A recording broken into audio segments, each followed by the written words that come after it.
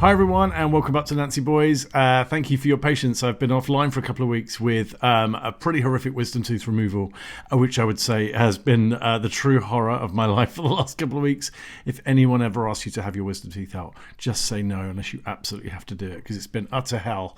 But I wanted to come back and review a couple of films. I don't want to do two big full reviews for these movies, but I've seen two films in the last couple of weeks which really left a pretty impression of me. One I've just finished and I loved it, and I just had to come and speak about it. And one I saw the day before my wisdom tooth surgery, hence why it's been a bit of a delay.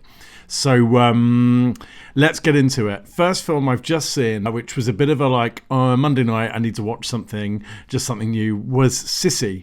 Sissy is an Australian film directed by Hannah Barlow and Kane Senes. Came out at the end of last year. And this film was a real revelation. I'll give you a bit of a synopsis. So the kind of official synopsis is high school best friends Cecilia and Emma run into each other after a decade, and Emma invites Cecilia to her hen's weekend away. Stuck in a remote cabin with her high school bully, Cecilia quickly develops a taste for revenge. That synopsis kind of hides a lot of the stuff that goes on in this film, and I really don't want to say too much about it, and I can get away with that because this is two reviews in one video, so I'm not going to give you a huge amount of detail in both because I really want you to go and watch this movie. This film is extremely gory. I actually sat in my lounge and audibly shouted out "holy shit" at one point. There's one particular death which really got me in a really good way, because that doesn't happen very often. And I spent the first sort of half an hour of this movie really not getting it. Not in a bad way. It was just taking its time to click. And maybe initially a few things were kind of starting to annoy me, a few creative decisions. I think the main thing that was getting to me was the characters are so unlikable. Not necessarily the lead, but the rest of the cast are really unlikable. That sort of stops becoming a problem. And I don't necessarily need to go into why that is. And actually, once you lean into the fact that the main characters are awful and that this is extreme camp, this is like camp. I think when I saw Megan in January, it's very similar to that. Like, it kind of knows what it is. It's really fun. It's beautifully shot. There are some amazing colors and like cinematography in this, which I think really elevates it.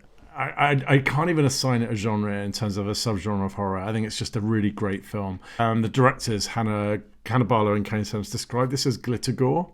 So I noticed in interviews they talk a lot about this film. Apparently it was written when Donald Trump was inaugurated. So there's a bit of backstory around mental health and self-care, social media culture, which is great. Great subtext.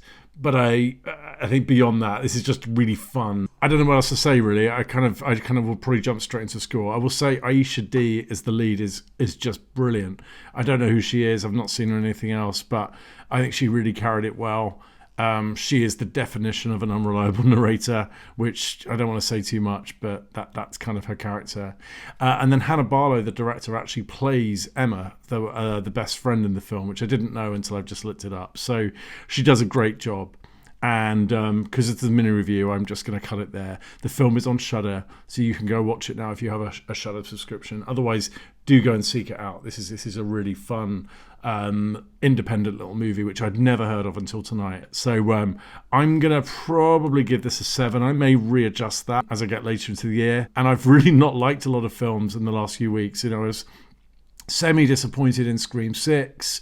I really hated Cocaine Bear. So for something to just start off me thinking, I'm not sure about this, and then just really, really go for it, I really appreciated that. So go and seek out Sissy. It's a really fun film. Second film, which again I saw about 2 or 3 weeks ago, just before I had my surgery, was a film called Soft and Quiet. And I'm going to say even less about this than I do about Sissy, because I think a lot of the power of Soft and Quiet lays in what you don't know is coming.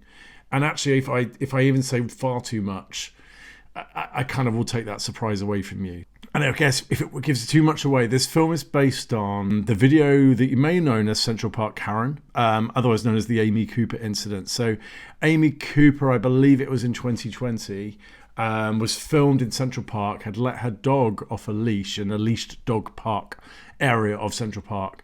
A black man asked her to put her dog on a leash. She rang the police and basically used his race against him, and told the police that a black man was attacking her in the park.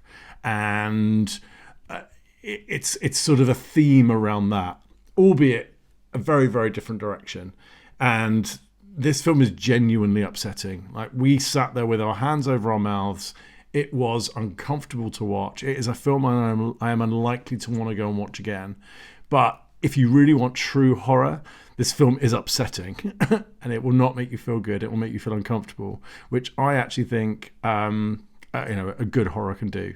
So the actual synopsis, I'll just read this out so you know exactly, sort of roughly what you're going into, is an elementary school teacher organises a mixer of like-minded women where an encounter with someone from their past spirals into a volatile chain of events. And again, as with Sissy, that synopsis just gives you a very basic idea of what you're going into.